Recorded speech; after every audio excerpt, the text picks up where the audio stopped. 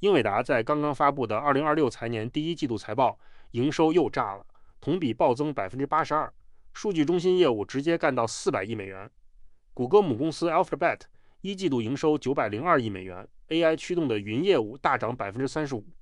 美股市值前7大科技公司，2025年全年资本开支超过2000亿美元，2026年只多不少。其中绝大部分流向了 AI 算力，买 H100、B200 芯片，建数据中心，挖顶尖算法人才。这些钱烧下去的结果是什么？是企业利润和股价的狂欢。英伟达一年涨了快2倍，黄仁勋个人身家突破1000亿美元。一边是 AI 万亿算力烧得如火如荼，另一边是店铺关门，电商平台卖惨叫苦。明明大厂抢着砸钱黑科技，为什么普通人的口袋却越来越瘪？消费动能为啥像被吸进了黑洞？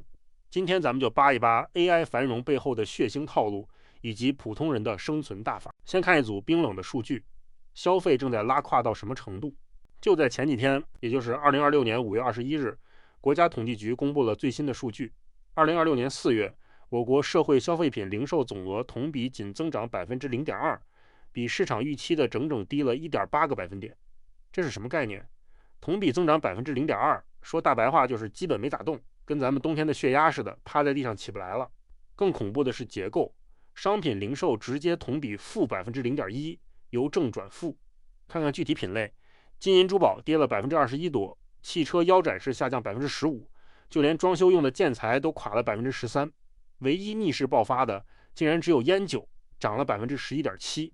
这说明什么？压力大、苦，借酒浇愁的人多了。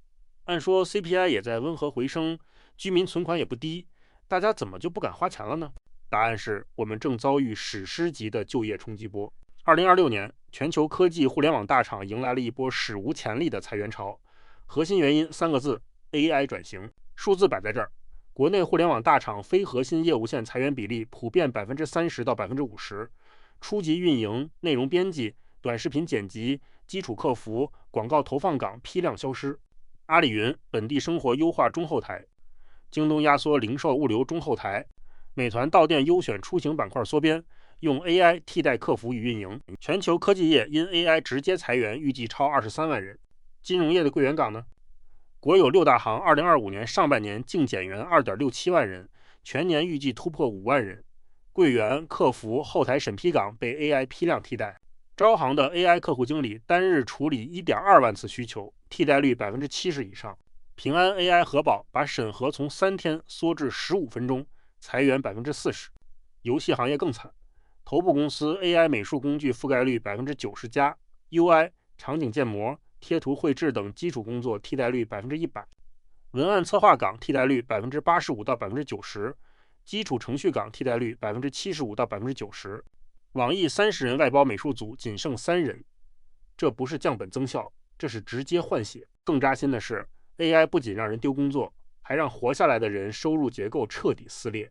前面提到了大厂烧1000亿现金流，这些钱大部分流向了极少数 AI 训练师和算法大牛的千万年薪，以及股东的分红，股价暴拉。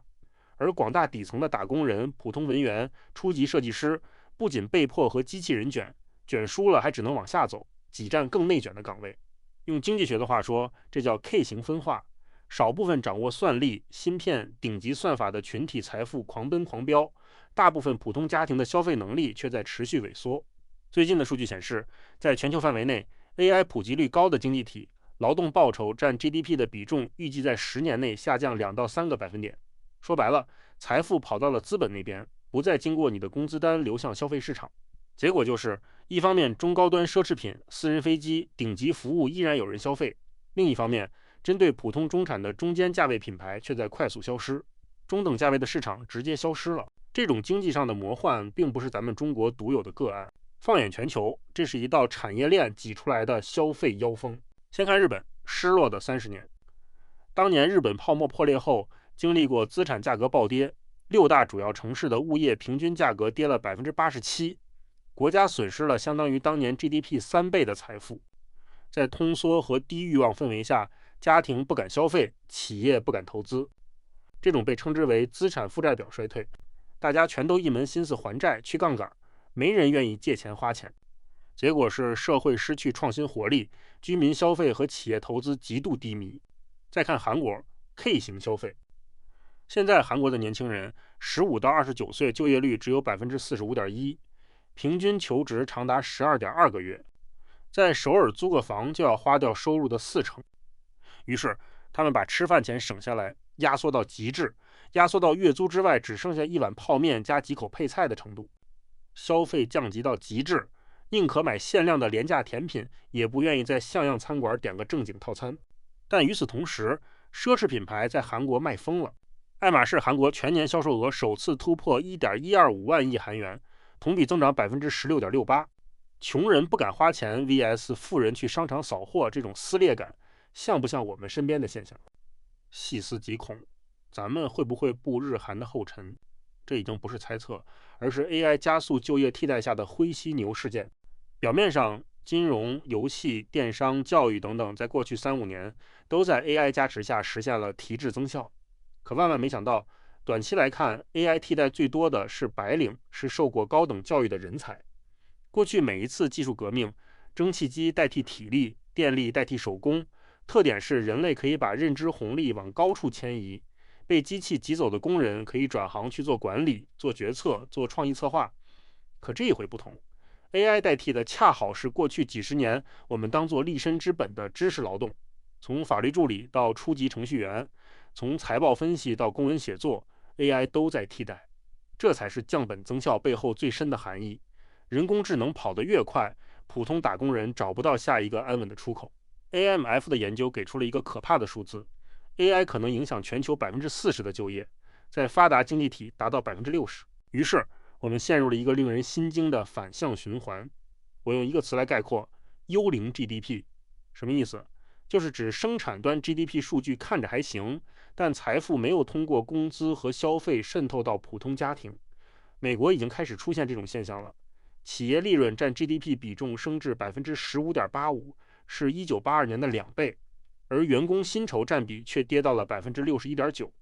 股市创新高，普通人的消费却萎靡不振。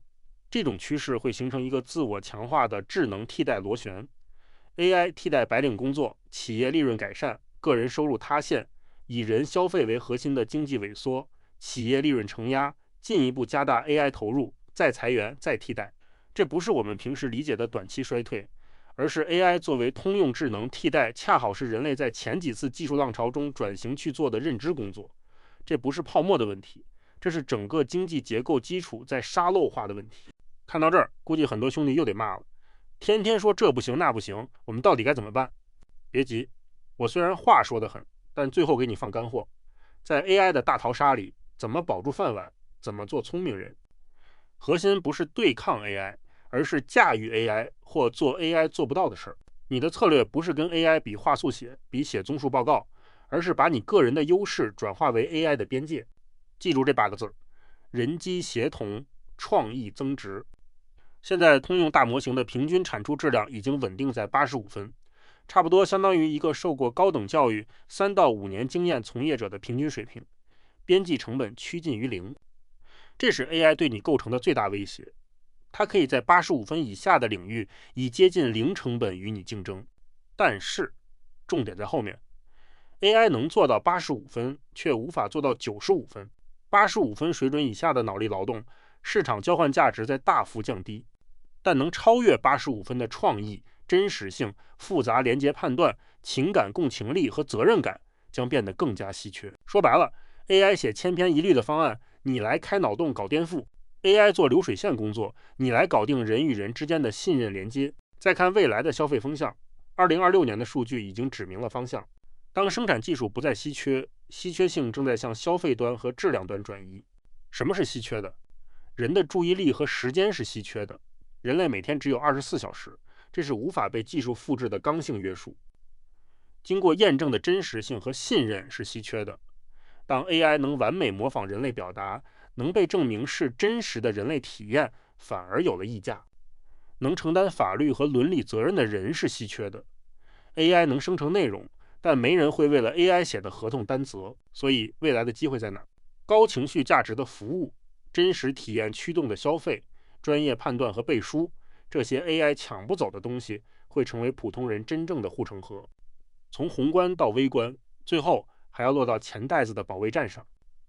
大厂靠裁员、砍研发成本来保利润，国家也会保 GDP， 保住新质生产力的数据。但个人在钱袋子管理上一定要收缩盲目消费、攀比消费，把资产换到能产生现金流的安全领域，比如必选消费股、水电煤公共事业，或是极低成本的宽基指数定投，别追高那些贴着 AI 概念、市盈率300倍的股票。记住一句话，浪潮退去，才能看到谁在裸泳。一个大前提，优先保证手里的现金流健康，预留足够抗风险的备用金。当然，普通人再努力，有些东西也是个体的力量无法改变的。皮凯蒂在《21世纪资本论》中早就讲过，资本的回报率总是高于经济增长率，贫富差距扩大是资本主义的顽疾。这个趋势在 AI 时代被急剧放大。AI 的特性决定了利润主要回流给股东和资本，而不是通过工资分配给大众。要打破这个困局，根本上需要的是分配制度的重构。未来可能出现的方向包括对企业持有的机器人或 AI 系统征税，对科技巨头征收 AI 暴利税，甚至是建立全民基本收入制度，让每个人即使被 AI 替代，也能分享技术进步的红利。这话听着远，但想想历史上每一次技术革命最终都催生了新的社会契约。工业革命催生了劳工法、社保体系、义务教育， AI 革命同样需要一个与之配套的社会契约。说到底， AI 的热潮如果真心想造福人类，就绝不仅仅是科技股的狂欢，它必须落到普通人的荷包里，必须让消费重新流动起来。否则，当每个人都紧捂口袋时，幽灵 GDP 最后吞噬的就是资本自己赖以生存的消费社会了。总结一句话，朋友们， AI 的繁荣绝对不是罪过，但资本红利不能惠及每个劳动者的饭碗，本身就是一种病态。至于我们普通人，我们要清醒地看清这场 AI 变革的本质，趁暴风雨来临前修炼自己的人味儿，锤炼 AI 无法替代的稀缺感知力、共情力和创意力。永远别只和 AI 拼速度，要拼深度。等你赚钱太难的时候，记得回来补个赞，关注我，咱们下期继续带你直视现实，逆风生存。